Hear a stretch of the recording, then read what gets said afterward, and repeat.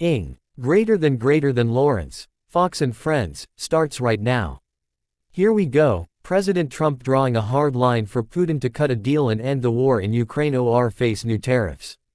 Greater than senior White House correspondent Peter Doocy joins me with more. Greater than President Trump's warning is not to Russia, it is countries that buy a lot from Russia including China and India, and in 49-day system, there will be new 100% tariffs on people directly or indirectly funding Russian war effort if Putin doesn't pull back. Reflects a feeling of betrayal from Vladimir Putin. WHO the president says will tell him one thing on the phone in private and then order something completely different on the battlefield in Ukraine. We thought we had a deal. Numerous times I'd get home, I'd say First Lady, I had the most wonderful talk with Vladimir. I think we're finished. And then I'll turn on the television or she'll say to me one time, well, that's strange, because they just bombed a nursing home. I said, what? So we don't like that. The Financial Times is reporting this morning the two sources have told them during a phone call on July 4, President Trump asked Zelensky if he could hit Moscow and St. Petersburg deep in Russia if the U.S. gave Ukraine the right weapons. According to this story, Zelensky said that they could if they had the right weaponry. We've reached out to White House contacts for further details on that.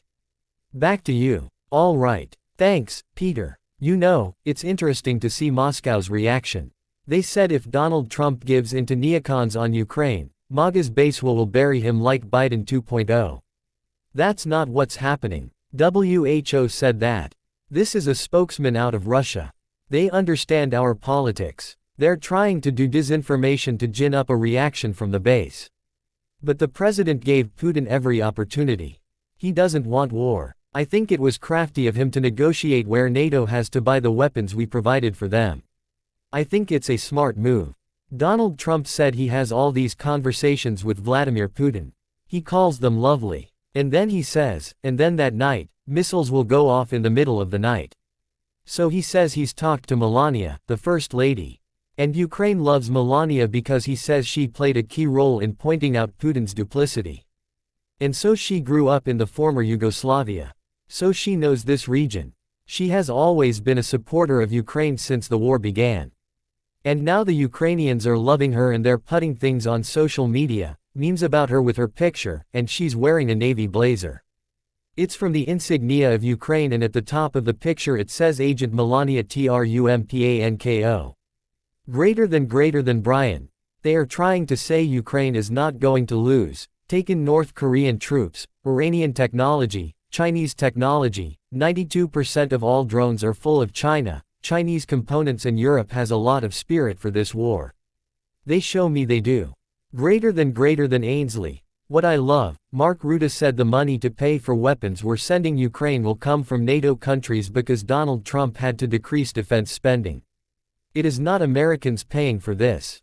We will build, NATO will pay for them, other countries. Greater than Lawrence, ambassador to NATO, was on with Brian earlier. Let's watch. Greater than President Trump said we're going to supply weapons to Ukraine built in America paid for by Europe to make sure Ukraine can defend themselves and ultimately have enough strength to bring this war to a ceasefire and ultimately to a peace. Secondary sanctions are a game changer.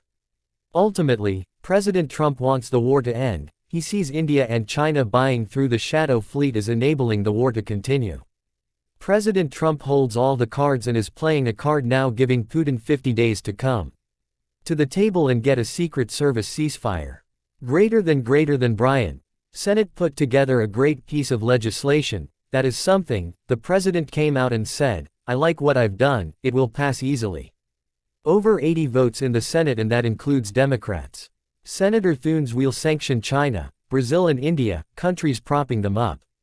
I'm sure it will be complicated with 500% tariffs on everything.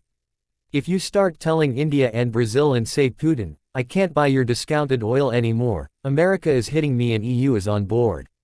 Greater than Ainsley. They hope the other countries will convince Putin, you need to get on board with Donald Trump. Greater than Lawrence. One of the underreported stories, the president gets photos of the war every day. Civilians, children and women, and hospitals has an impact on him. When he says,